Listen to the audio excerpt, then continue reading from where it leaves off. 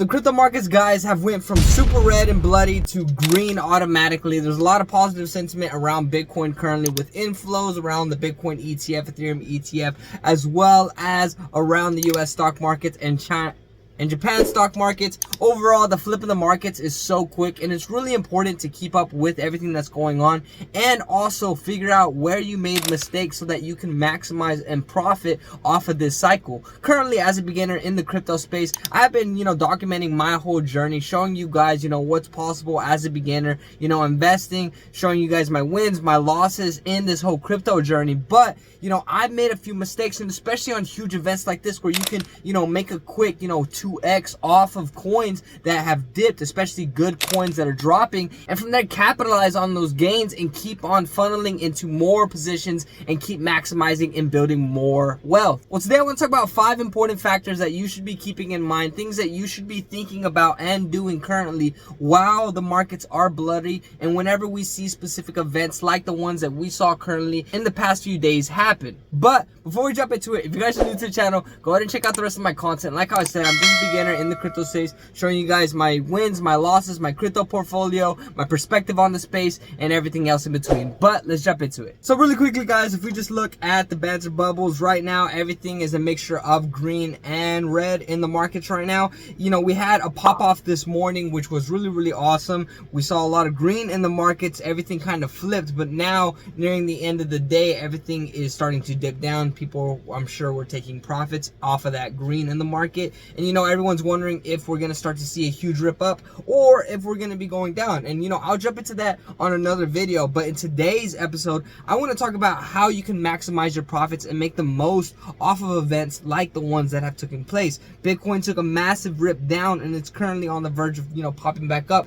but everybody's wondering what's going on around the price action around Bitcoin, especially with all the positive events in the crypto markets, potential Fed cuts in September, and multiple other catalyst events that are having an effect on the markets. But as a beginner in the crypto space, you need to maximize how much money you're making in the crypto markets. You need to be able to make a ton of money, slowly move that into more positions to make more money, and keep on rinsing and repeating that process to make a lot of money this crypto cycle. I've already done it a few times, but I've gotten complacent these last few months, and I think it's really important to document it and show you guys where I made mistakes, and get the perspective of somebody else that has already been in the space longer than me as a beginner. But let's jump into it. So I saw a great post around Miles Dutcher. He gets some great calls, but he also, every influencer has their ups and downs. I think it's good to pick what you like out of what an influencer says, and from there figure out your own analysis and your own projections for what you want to do. But this is a great little thread that I want to go over, give my own perspective on,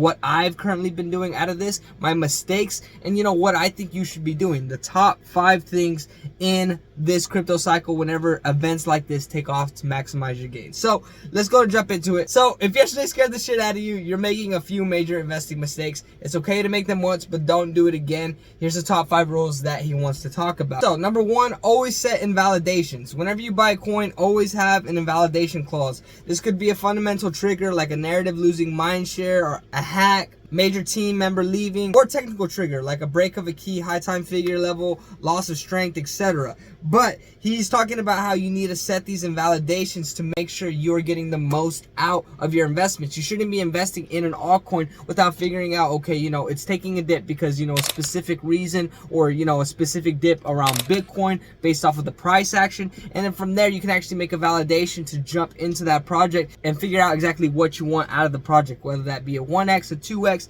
a 3x, and so on and so forth. He gives a tip on pretty much doing it. For those like him, there's a mix between an active trader and an investor. You can set partial invalidations, aka if Bitcoin breaks 60K, you'll sell 30% of your position, whatever you're jumping into, whether that's a specific meme coin or a more, fundamental coin. But overall, setting those invalidations are going to let you know when you should exit and when you should enter. I think it's really important. I have been doing that. That's how I've been dollar cost averaging and building my portfolio the best way possible.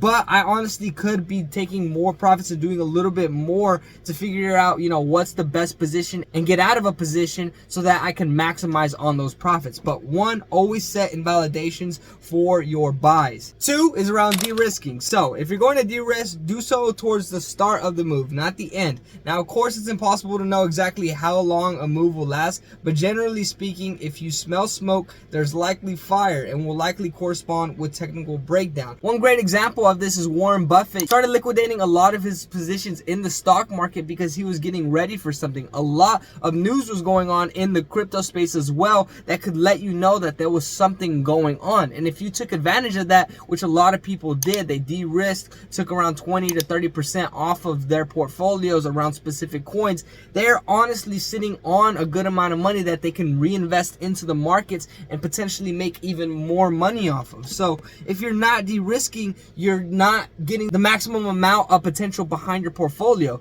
Me currently, in my crypto portfolio, I'm all about longing. I don't want to sell dips. I don't want to do this or do that. I honestly just want to sit on my hands and wait until the specific events that are going to be taking place in the crypto markets around the presidential election moving into 2025. And I want to see all those explosive moves, but I can honestly maximize. And whenever we see huge explosive moves, and then from there we know there's going to be a pullback, I can actually take out some of those positions and then from there reinvest when everything dips back down to keep on building that portfolio. De-risking is going to be something really, really important. It talks a little bit more about it. If it's a fake out, you can always rebuy the reclamation and support. Take a 5% loss and move on. If the move extends, you've now bought yourself valuable dry powder to either re-enter lower or wait it out for a clear setup. It's not worth losing 5% to protect against a 50% loss move. So me currently, I've experienced that with my crypto portfolio. It dropped around 30 to 40%, and it's just because I didn't take the time to de-risk. I'm all about longing, and as a result, I'm not maximizing my portfolio gains. I think de-risking, selling at the time, whenever you're seeing specific key moments in the markets and price action around your coins, I think it's great to, cut some off the top, not completely 100%, so that you can, create yourself some dry powder, as they say, to get back in the markets and reinvest whenever everything is down in red. He even says this is something that he was allergic to in 2021, and at times he paid the price. And me right now, I'm currently paying the price. I could have honestly 2x'd my current portfolio just by de-risking, but I didn't de-risk, and as a result, I'm paying the price. But I'm learning, I'm documenting, and I'm going to make sure that I do this in the future, and I'm going to show you guys whenever I get that taken care of. Moving into number 3, always keep a decent chunk of your portfolio in stablecoins. Now, this is where I'm a little iffy. I really believe in what he says. He says if you're bullish on crypto mid-long term, this sounds counterintuitive, right? Shouldn't you be all in on your goal to maximize gains? He says, well, ironically, by being all in, you're actually jeopardizing your ability to extract maximum profits. Why? Because on dips, you won't have the necessary dry powder nor conviction to maximize opportunities. And he's right around that. Just like how I said, me not selling just because, I'm all in, just waiting for that huge big pump, trying to maximize. As a result, I'm losing out on all these little chunks that are being taken out, where I can be gaining little chunks and building my portfolio. I honestly don't have any money in stablecoins, not that much money in regards to pretty much how much I have in my portfolio, but when everything starts to blow off, that's whenever I plan to funnel those investments into stablecoins like Ethereum and Bitcoin. But currently right now, I'm trying to maximize. I'm trying to make the most money possible. And holding Ethereum and Bitcoin necessarily isn't the best for me. I see it more as like that's a 401k or a trust or something like that, just because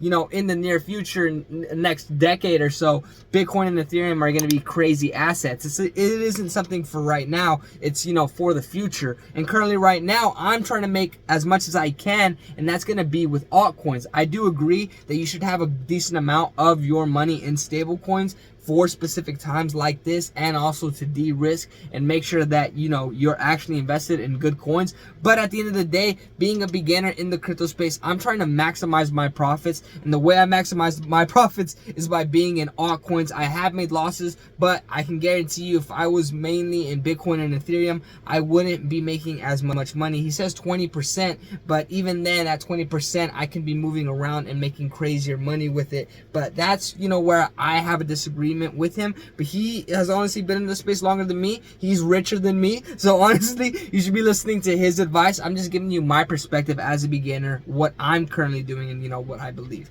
So we move into number 4. He says, don't hold too many altcoin positions. Over diversification is detrimental as it lowers your chances of outperformance, which is the ultimate goal as a crypto investor. By holding 30 altcoins, what you're essentially doing is creating an altcoin index. But the bigger issue with holding too many altcoins comes during major dips. How on earth can you manage 30 positions during a crash? Even with predetermined invalidations, it would be impossible to manually manage each position. He thinks 10 to 20 assets is a sweet spot. One could make the argument for 5 to 10 high conviction positions as well. Ask yourself, how many coins do you truly believe in? This should help you with your answer. If you look at my crypto portfolio, I'm sitting around 7 coins, I believe. And 2 of them I'm not really, fully locked into. The other 5, 6, I'm actually, all in. And I think, having a portfolio of around 20 coins, that's pretty crazy, keeping up with the news around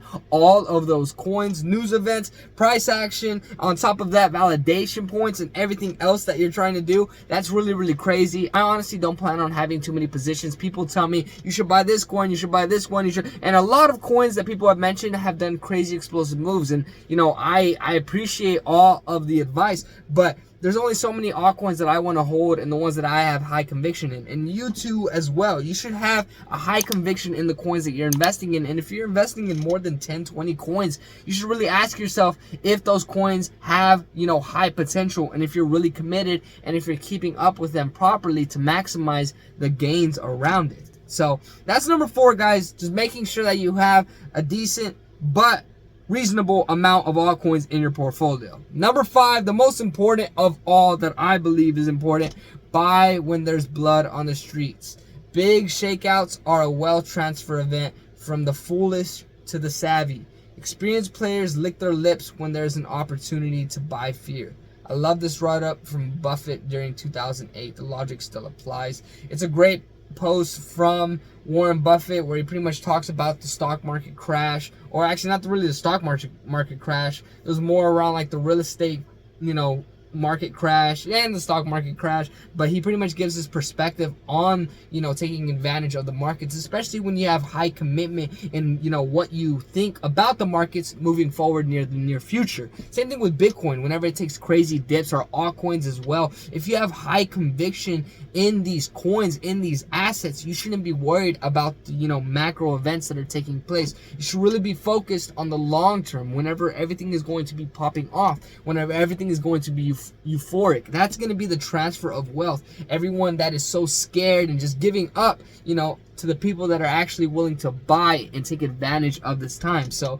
these are the top 5 advice points, in terms of maximizing your gains in the crypto space. Like how I said, I'm a beginner in the crypto space. I'm just giving you guys my perspective off of, someone that is more experienced in the crypto space, and what I believe off of what he says. I truly believe in all these points, with the exception of a few, just because, as a beginner, you don't have the same perspective as somebody that has been here for so long. You have to take more risk. You have to be willing to do a little bit more and be a little bit more grimy, just because you got to get to that point where you can have, those stable coins and be able to just sit on the side and do all that. Right now, I'm trying to maximize my gains, so I'm investing in altcoins. I'm, jumping into different plays, trying to make, macro moves while also building a long-term portfolio. But one of the biggest mistakes I've currently made is not de-risking, not selling at specific points, because I could have already 2 or 3x my current standing portfolio just by de-risking at specific points and getting back into the markets. But